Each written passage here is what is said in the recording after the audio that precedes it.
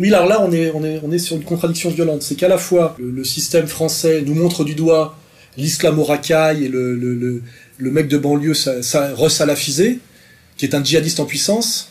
Des armes automatiques, du matériel paramilitaire, des munitions, des explosifs.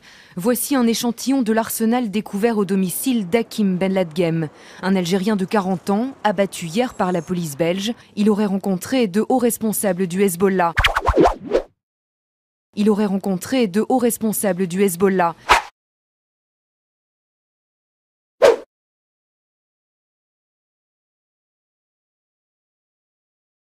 Se radicalise de plus en plus, participe à des casses et à des braquages pour récupérer des armes. Il tente de fonder sa propre cellule terroriste.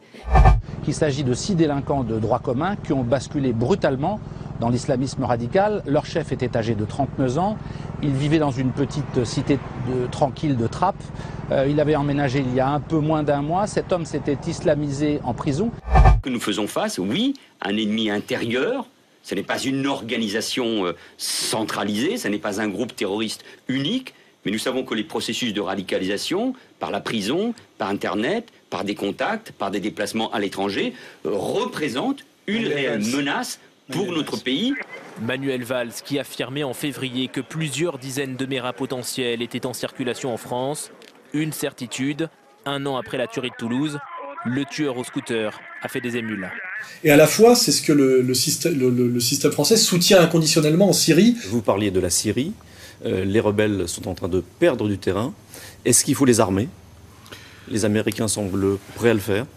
Il faut qu'il y ait un rééquilibrage pour que les soldats de la résistance puissent se défendre. Il faut qu'ils disposent d'armes. Et là, il y a une contradiction totale et un mensonge total. C'est plus qu'une schizophrénie, c'est une saloperie.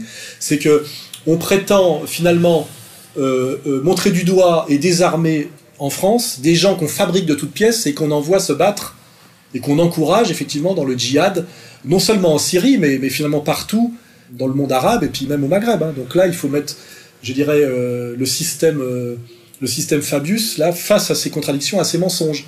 Vous êtes pour ou contre les djihadistes François Hollande a déclaré jeudi que la France et la Grande-Bretagne exerçaient des pressions auprès de l'Union européenne pour lever l'embargo syrien afin d'envoyer des armes aux rebelles. Les solutions politiques ont échoué, ce qui est regrettable. Mais que, justement, avec la pression militaire, elles peuvent retrouver une consistance. Question simple, comment considérez-vous ces combattants du djihad comme des alliés de la France ou comme des ennemis de la France ? Tous ceux qui combattent dans des groupes terroristes et qui peuvent demain se retourner contre nous, tous ceux qui combattent dans une situation particulièrement confuse aujourd'hui en Syrie, sont des ennemis. Puisque en Syrie, il y a une guerre et il y a un combat juste puisqu'on combat le régime de Bachar. Monsieur le ministre, pour parler clair, tous les combattants français actuellement en France seront poursuivis par la justice, c'est ce que vous dites ? Pas tous, pas tous. En fait, vous prétendez être contre, mais vous les fabriquez et vous les envoyez en France pour la guerre civile, et en Syrie et ailleurs, et en Égypte et au Maghreb et en Tunisie, pour détruire tout ce qu'il faut détruire, c'est-à-dire les nations arabes, la paix sociale, et c'est la question de fond. Voilà. Et la question de fond, c'est à quoi servent effectivement ces pauvres manipulés et resalafisés. Ya Rab, Ya Rab, Ya Rab. Je suis votre frère à Allah, Abou Abderrahman.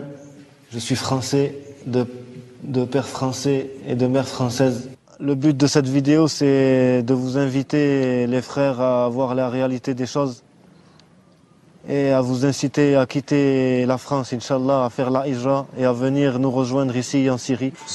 Ils ont 30 et 23 ans, des demi-frères originaires de Toulouse que rien en apparence ne destinait à un tel parcours. On voit bien, on les envoie à la mort, on les envoie à la diabolisation, on les envoie à la marginalisation, selon qu'ils soient dans les banlieues françaises ou dans la banlieue de Damas, manipulés par qui?